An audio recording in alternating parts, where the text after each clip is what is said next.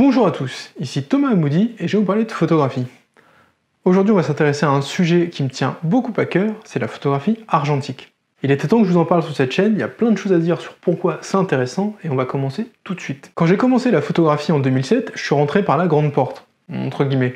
J'ai commencé avec les pellicules, la chimie, les grains et compagnie. J'ai commencé la photographie avec un appareil vieux et rustique, mais néanmoins pimpant, un Nikon F401, qui est là, et que mon père m'avait donné un peu en avance sur mon héritage. C'était pas un foudre de guerre, mais ça m'a permis de commencer, et il fallait mettre des pellicules dedans. C'était en 2007, et en 2007 on faisait de la photographie argentique, non pas pour être over-stylé et compatible avec Instagram, on faisait de la photographie argentique pour affronter une douce réalité qu'on appelle la pauvreté. Parce que moi je venais de commencer mes études et c'était un format assez économique pour me mettre à la photographie, sachant qu'à l'époque, en 2007, le seul appareil plein format qui existait, c'était le Nikon D3, et qui coûtait l'équivalent de 5000 $, quelque chose comme ça, soit un peu plus de 2 ans de bourse, ce qui était beaucoup trop. Bref, je suis passé au numérique quelques temps après, j'ai acheté un petit bridge, un modèle où on s'en fout complètement, tout simplement parce que c'était plus facile pour progresser, de pouvoir prendre plein de photographies pour pouvoir un peu tester des choses, c'était beaucoup plus simple. Mais après ça, l'idée de revenir à l'argentique m'a toujours travaillé, et je me suis remis en 2017 finalement, et maintenant j'y vois que des avantages, et c'est de ça dont je voulais vous parler aujourd'hui. Voilà, la petite biographie, c'était juste pour introduire ça. Voilà. Alors, si je mets cette alerte, c'est pour une raison toute simple. Je vais parler d'un peu de matériel dans cette vidéo. Il s'agira là de simples exemples issus de ma pratique personnelle pour illustrer mon propos, parce que je vais vous parler plein de trucs et je vais vous montrer des choses. Ce n'est pas pour dire que ceci est mieux que cela, etc. Ce sont des débats stériles et ça ne m'intéresse pas du tout. Vous achetez ce que vous voulez et ce qui est dans vos moyens, et ce sera très bien et j'en serai content pour vous. Donc on évite les débats sans fin sur tel modèle était finalement mieux que celui-ci, etc. et il faudrait prendre ci, il faudrait prendre ça. C'est pas une vidéo de conseil de matériel. Bref, ceci étant dit et posé, rentrons dans le vif du sujet. Tout d'abord, je tiens à préciser que je fais pas que de l'argentique, je fais l'argentique et numérique, et je suis pas en faveur plus de l'un que de l'autre. Je trouve que les deux sont complémentaires et que ce qui est parfois agaçant chez l'un est très plaisant chez l'autre, et qu'on trouve une forme d'équilibre à pratiquer les deux régulièrement. Autrement dit, une petite pellicule de temps en temps, ça va pas vous faire de mal. L'un des grands intérêts de la photographie argentique, c'est de vous mettre un peu dans les baskets des photographes qui ont fait l'histoire, qui sont dans les livres. Là. Parce que oui, une énorme partie, l'écrasante majorité de l'histoire de la photographie s'est faite en argentique, et que c'est hyper intéressant de pratiquer un peu ces procédés, donc d'utiliser de la pellicule et du tirage si vous avez l'occasion, parce que c'est vraiment cool. C'est un peu intéressant justement de pratiquer l'argentique pour mieux l'apprécier, mieux la comprendre, en sachant comment c'est fait derrière. C'est un peu comme se mettre à la guitare quand on écoute de la musique métal pour mieux apprécier les solos, etc., en ayant soi-même une expérience de ce que c'est. Donc même si vous cherchez plus à développer votre culture photographique plus que d'essayer de nouvelles techniques, tout ça, ça peut y contribuer indirectement, justement en vous mettant dans la peau des photographes à l'époque. La prise de vue en photographie argentique est assez différente de celle en numérique. Forcément, vous avez une pellicule de 36 vues pour le format 135 mm, comme ça, et vous avez une pellicule de 8 à 15 vues, en fonction de l'appareil, pour le moyen format, comme ça. Du coup, ça vous contraint à prendre un peu plus votre temps à la prise de vue. Globalement, sur une pellicule de 12 vues, vous allez en avoir 6 de bien. Sur une pellicule de 36, vous allez en avoir 6 photographies de bien. Et sur une carte SD de 2000 photos, vous en aurez aussi 6 de bien. Donc on retrouve toujours au final la même quantité, c'est juste que on en fait moins pour arriver au même résultat. Même si je schématise beaucoup, mais c'est un peu pour vous donner l'idée, comme les quantités sont limitées, forcément on fait plus attention à ce qu'on photographie et à comment on le photographie. C'est pas des statistiques officielles de l'INSEE. Aussi, quand vous photographiez en argentique, vous êtes beaucoup plus dans l'instant présent. Les réglages des appareils sont quand même beaucoup plus sommaires que sur les numériques, vous avez beaucoup moins d'options. Et vous ne pouvez pas voir les images tout de suite, donc vous n'avez pas le nez dans votre écran, etc. Vous êtes vraiment sur la prise de vue, et que sur la prise de vue, parce que de toute façon, vous ne pouvez rien faire d'autre. Enfin, avec l'argentique, il y a quand même un plaisir de trouver sa petite formule à soi, c'est-à-dire il y a plein de types de pellicules différents, plein de types de marques, plein de façons de les utiliser, c'est-à-dire qu'on peut pousser, retenir des films, etc. Il y a plein de choses à faire, et du coup, voilà, il y a un peu cet aspect où on plonge dans le milieu, et on cherche un peu son truc, on teste des choses, tout ça, et moi j'ai trouvé ça très plaisant. D'ailleurs, c'est ce que contiennent les boîtes derrière moi, ce sont mes pellicules, et il y en a plein parce que j'aime bien tester plein de trucs.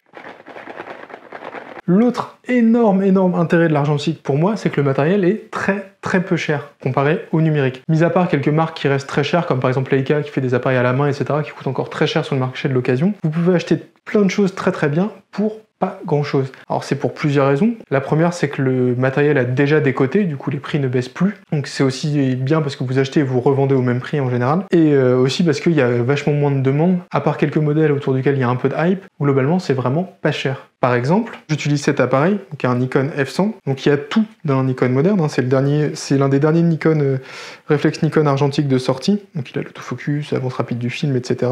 C'est un plein format.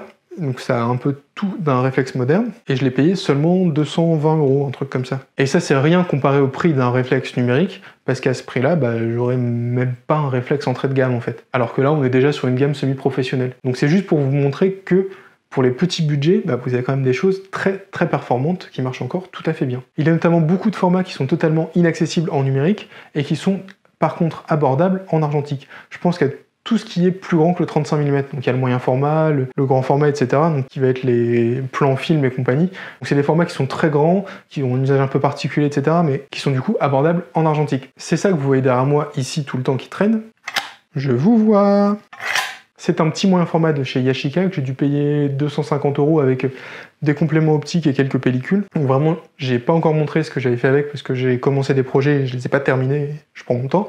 Mais c'est vraiment un format que j'adore, qui permet déjà de photographier différemment parce que vous êtes au-dessus de votre appareil, la visée est très différente, etc. Et surtout, le rendu est vraiment, vraiment cool. Et ça m'évite de dépenser des sommes faramineuses pour la même chose en numérique, ce que je ferai d'ailleurs sûrement jamais. Aussi, et pour conclure sur le matériel, il y a plein de petits formats rigolos que vous pouvez tester pour vraiment pas cher. Parce qu'à l'époque de l'argentique, je trouve qu'on était vachement plus créatif sur la forme des appareils, qui tendent un peu tous à se ressembler maintenant. Il y a vraiment des appareils qui font 4 photos à la fois, qui font des planches, il y a des appareils qui font des photos en 3D, il y en a qui font du panoramique, il y a tout plein de formats, etc.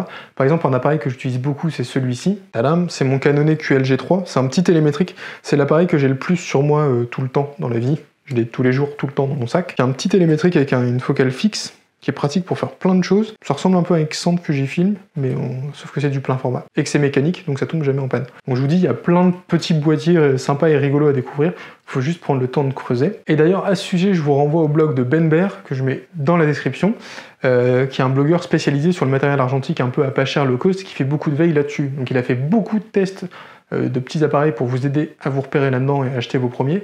Et il a aussi un Twitter sur lequel il liste des deals et des appareils à pas cher, enfin des bonnes affaires qu'il a trouvées et dont vous pouvez profiter. Donc je vous le mets si vous voulez démarrer pour pas grand chose et tester des choses rigolotes, c'est la bonne porte d'entrée. Alors l'argentique, je comprends que ça questionne un peu quand on est né avec le numérique, qu'on a fait que ça, etc. C'est pour ça que je vais prendre un tout petit peu de temps pour vous expliquer comment moi je fais et quel est mon processus juste pour produire mes images en argentique. Alors tout d'abord, ça commence par acheter un appareil, une pellicule et l'exposer. Ça se passe après comme avec un numérique, hein. Vous réglez l'exposition, vous prenez votre photographie, etc. Après, j'ai deux façons de procéder un peu différentes pour le format 35 mm, qui est celui-ci. C'est ça le 35 mm, et ça c'est ma pellicule préférée, c'est de la HP5. Pour le format 35 mm, une fois que les images sont exposées, je les développe à la maison pour le noir et blanc. Donc en fait, il faut mettre son film là-dedans, ça s'appelle une petite spire, et ensuite on le met dans une cuve et on y verse la chimie qui se compose de 3 bains différents. C'est vraiment hyper simple, c'est le niveau de difficulté gâteau au chocolat. Je suis un peu une bille en cuisine, ça je m'en sors, donc c'est que la moitié du peuple français doit pouvoir y arriver, quoi. J'ai vraiment pas un niveau exceptionnel. Mais du coup voilà, on fait mettre le film dans la spire dans la cuve, la chimie dans la cuve, et après c'est un jeu d'enfant. Pour le film en couleur, par contre, là je fais appel à un laboratoire. Alors c'est pas beaucoup plus compliqué, c'est juste que la chimie se fait à 40 degrés, ce qui est un peu plus élevé, qui est un peu plus contraignant à maintenir, et il y a plus de bains. Et comme j'ai un peu la flemme de faire ça, je le file en labo parce que ça coûte pas cher. Donc si vous avez un labo près de chez vous, il y a aussi des chances que la couleur ça coûte pas cher parce que c'est les machines les plus communes, et globalement, moi je trouvais que ça valait pas le coup de m'embêter à le faire. Il y en a qui le font, mais moi j'avais pas envie de me lancer là-dedans. Une fois que les images sont développées et séchées, je vais les scanner avec un scanner adapté au 35 mm. Le scanner que j'utilise, c'est ça.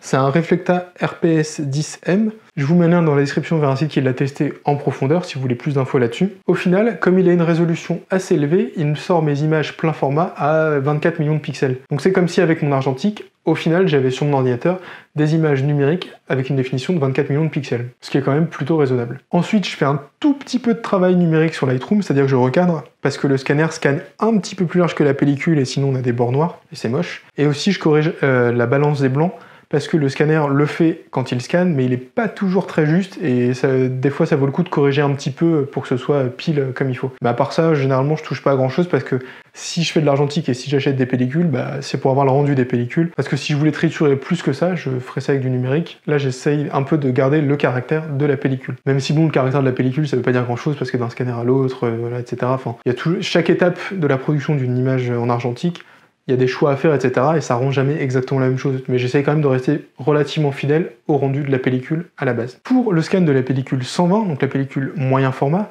c'est exactement la même chose.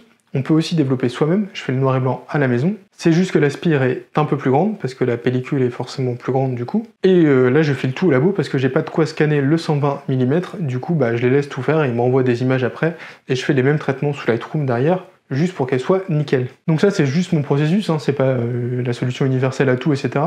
C'est juste l'équilibre que moi j'ai trouvé entre profiter du plaisir d'une technique photographique différente et pas avoir 1 million de galères non plus. Parce que si on fait vraiment l'argentique tout comme à l'époque, etc., avec les tirages, les planches contact et machin, ça devient vite très très chronophage, et moi je trouvais ça plus équilibré pour ma pratique de faire comme ça. En plus ça me donne un peu le meilleur des deux mondes, c'est-à-dire je produis les images en argentique, et après je les ai en numérique, ce qui me permet de les tirer comme je veux, de les partager, de les diffuser, etc.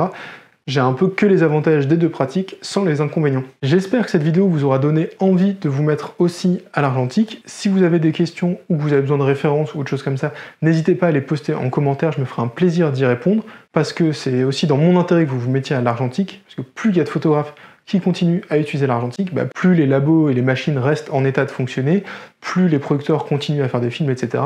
Donc n'hésitez pas à me demander un coup de main si vous avez des questions, je me ferai un plaisir d'y répondre pour la cause.